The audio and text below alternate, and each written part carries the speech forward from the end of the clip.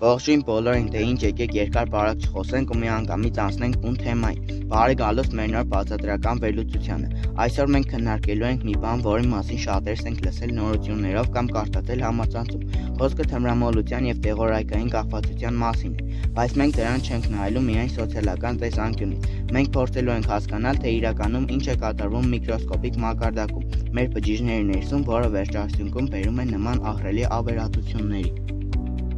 Հենց սկզբից ուզում եմ ձեզ մի այսպիսի հարց տալ. ինչու են սինթետիկ դեղամիջոցները, ասենք ֆենտանիլը կամ մորֆինը, այդքան աննկարագրելի հաճելի էֆեկտ տալիս, բայց միևնույն ժամանակ վերածվում ուղղակի դաժան կործանիչի մեր օրգանիզմի համար, ինչպես են նրանք այդպես հեշտությամբ կանխնալսում ու առևանգում մեր ուղեղի բնականոն աշխատանքը։ Պատասխանը թաքնված է մեր բջիջների ամենախորքերում, եւ հավատացեք, այնտեղ իսկապես կզարմացնի։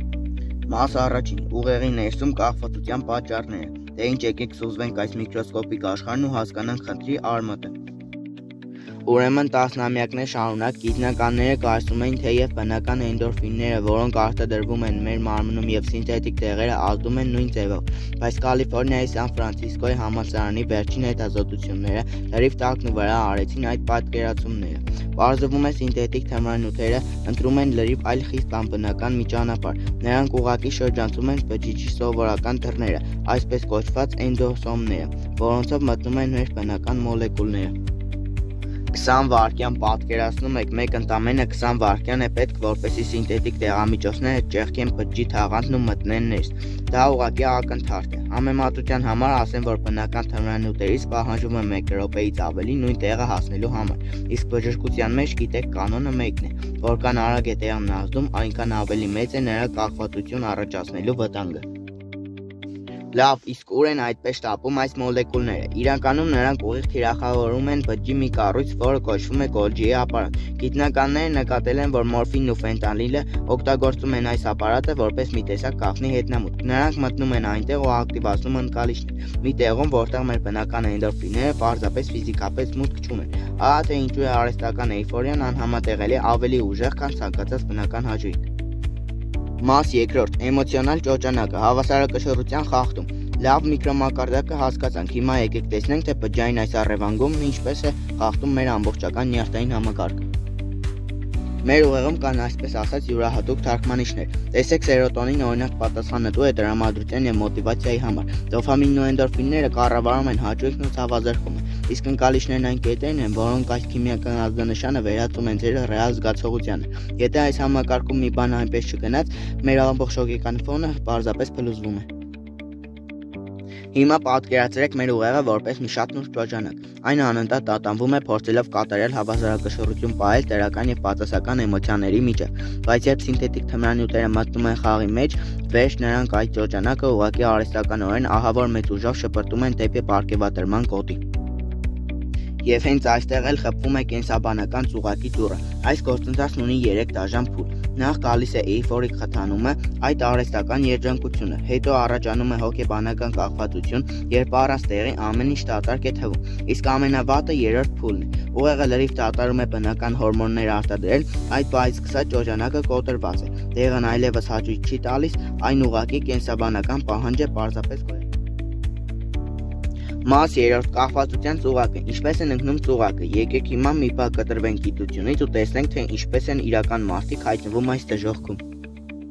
Գիտեք, հաշմանդամություն ունեցող անձանց իրավունքներով զբաղվող փորձագետները առանձնացնում են 2 հիմնական ճանապարհ։ Մեկը պատահականությունն է։ Մարդն ուղղակի փորձում է ազատվել անտանելի ցավից կամ անքնությունից եւ անգիտակցաբար ավելացնում է տեղաչափը։ Մյուսը գիտակցված փնտրտուքն է։ Երբ էմոցիոնալ ճգնաժամի մեջ գտնվող անձը ելք է փնտրում իրականությունից։ Սա փաստում է մի շատ կարևոր բան, բացարձակապես ոչ ոք ապահովագրված չէ այս ծուղակից։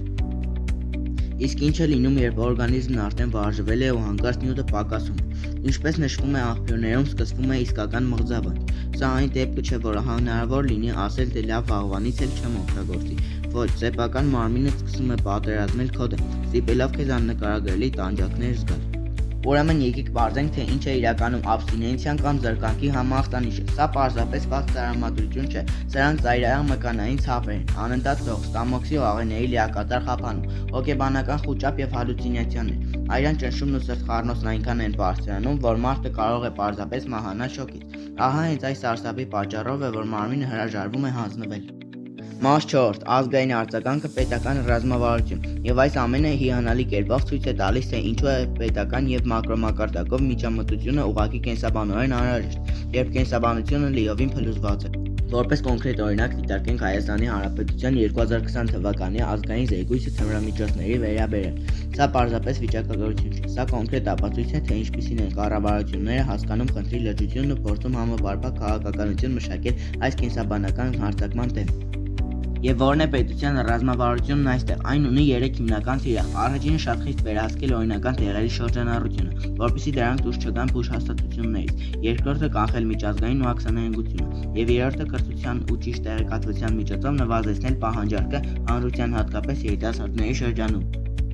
Սակայն նրանց համար, ովքեր արդեն ընկել են այս ծուղակը, մոտեցումը լրիվ այլ է, քանի որ թմրամոլի ուղեղը, ինչպես արդեն իմացանք, քիմիապես խեղաթյուրված է, նա հաճախ ի վիճակի չէ թափ գնահատել իր վիճակը։ Այդ իսկ պատճառով մասնագետներն ընդգծում են հատուկ հոգեբուժական հիվանդանոցներում պարտադիր բուժման անհրաժեշտությունը։ Ուղղակի այլ տարբերակ չկա այս կործանման անիվը կանգնեցնելու համար։ Բայց դուրս կրվելով ամեն ինչ չէ, որ ավարտվում է։ Հասարակություն վերադառնալը դաժան ու երկար ճանապարհ է։ Այն պահանջում է ամիսների հսկողություն, լիակատար մեկուսացում հին միջավայրից եւ անընդհատ զբաղվածություն աշխատանքով։ Ինչու, որովհետեւ ուղեղի կառուցվածքն արդեն փոխված է, բջջային հիշողությունը արթուն է եւ վտանգը պահանջում է բացարձակապես ցմաց զգոնություն։ Այսպիսով ամփոփելով այսօրվա մեր վերլուծությունը, ուզում եմ, որ դուք բոլորդ մտածեք մի հարցի շուրջ։ Մենք արդեն գիտենք Կալիֆոռնիայի Սան Ֆրանցիսկոյի համալսարանի գիտնականների բացահայտումը։ Ընդամենը 20 վայրկյան է պետք մեր բջիջների գաղտնի ետնամուտքը կոտրելու համար։ Մենք տեսանք նաև ահռելի սոցիալական հետևանքները։ Ուրեմն իմանալով այս ամենը, ինչպես պետք է մենք ապագայում վերաբերվենք բժշկությանը, ցավի կառավարմանն ու այն մարդկանց, ովքեր պայքարում են այս ահավոր թակարդի դեմ։ Սա մի մեծ հանելուկ է, որի լուծումը դեռ պետք է գտնենք Անչափ շնորհակալ եմ մեզ միանալու համար։